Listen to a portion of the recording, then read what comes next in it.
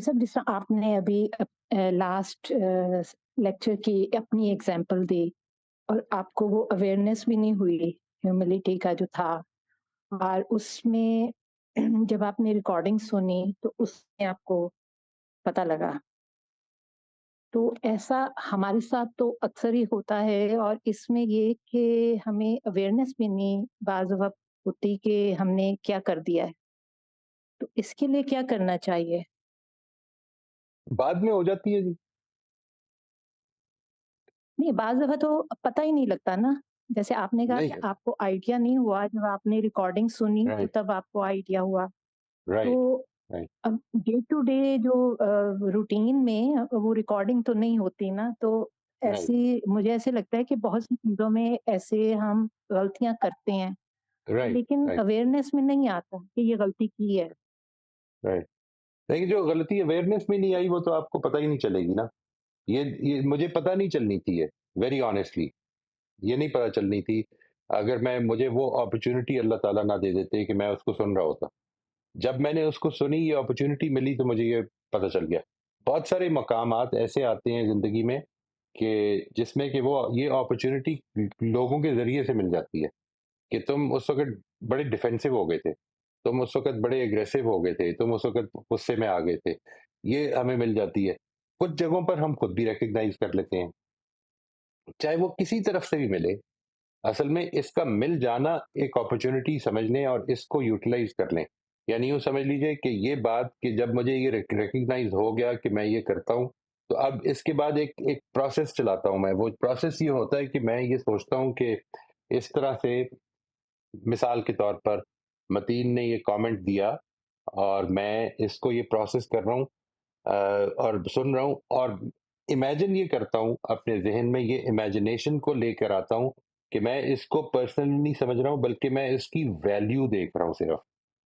और उसकी वैल्यू देखकर सिर्फ उसको मैंने आफ्टर द कमेंट सिर्फ ये कहा है कि आपका बहुत शुक्रिया, एंड वी मूव फॉरवर्ड।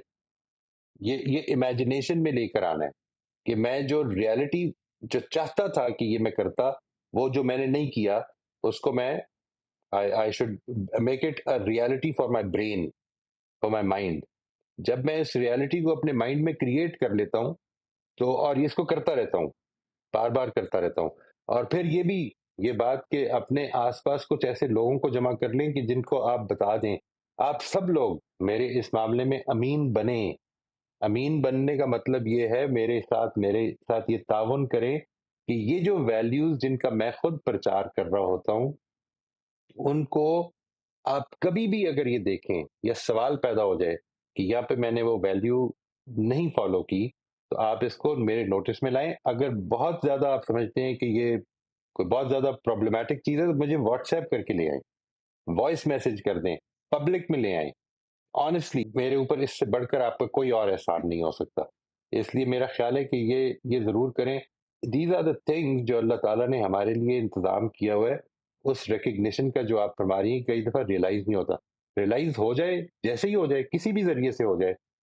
इसी वजह से मैं लोगों से ये कहता हूँ कि जब भी कोई एतराज़ करे, तो आप उस वक़्त जवाब ना दें। प्रोसेस करें, प्रोसेस करने के बाद ये देखें कि ये चीज़ें हैं जो मुझे शायद ठीक करनी चाहिए, और उनको ठीक करने पे तवज्जो दें और उसका शुक्रिया अदा कर दें। वो सब मुबशरा बहन ने भी बड़ा इंटरेस्टिंग एक क्वेश्चन रेज किया और आई थिंक बड़ी लाइफ चेंजिंग बात है ये।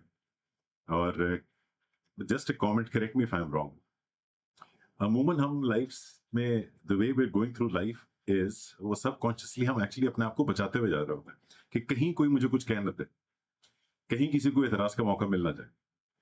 शायद सही रवैया ये है कि हम ओपन रहें, इनकरेज करें दूसरों को फीडबैक के लिए।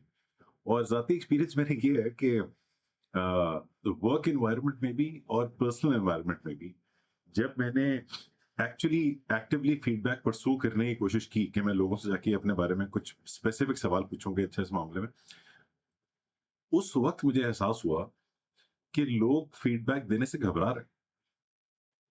और वो जो घबरा रहे हैं वो इसलिए नहीं घबरा रहे कि उनके एंड पे कोई मसला है, वो मेरे एटीट्यूड की वजह से, कि मेरा रवैया ऐसा रहा है कि वो मुनासिब नहीं समझ रहे मुझे खुल के मुझसे बात करना।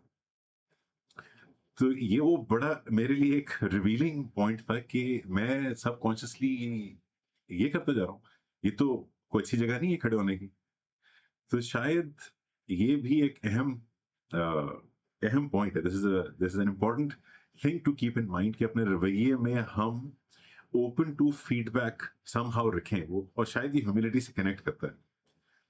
اور پرویکٹیولی پرسو کر لیں، اگر اس کو ہم خود اس کے پیچھے جائیں تو زبردست بات ہے، لیکن شاید وہ ہر کسی کے لیے ہر وقت ممکن نہیں ہوتا. بالکل صحیح. اس کو خیر خواہی سمجھ کے کرے، دوسرے کی خیر خواہی سمجھ کے کرے، محبت سے کرے. جب آپ کو کرنا ہو، میرے ساتھ آپ کو یہ کرنے کی ضرورت نہیں ہے، لیکن جب آپ کو کرنا ہو کسی اور کے ساتھ جس نے کہ بہت زیادہ آپ کو کہا نہیں، کیونکہ میں نے تو آپ کو خود کہا ہے، اور اگر میرے رویے میں کوئی ایسی چیز دیکھیں جس طرح علی نے کہا، اور میں I am not personalising it, I am not trying to defend it, لیکن میں یہ چاہتا ہوں کہ آپ لوگ اس کو سمجھیں that if it is anything to do with my sort of attitude or my responses، تو آپ بلا جھجک پبلک میں گئیں کہ آپ کا رسپانس ایسا نہیں تھی کہ جس میں انکریجمنٹ ملے فیڈ بیک کی.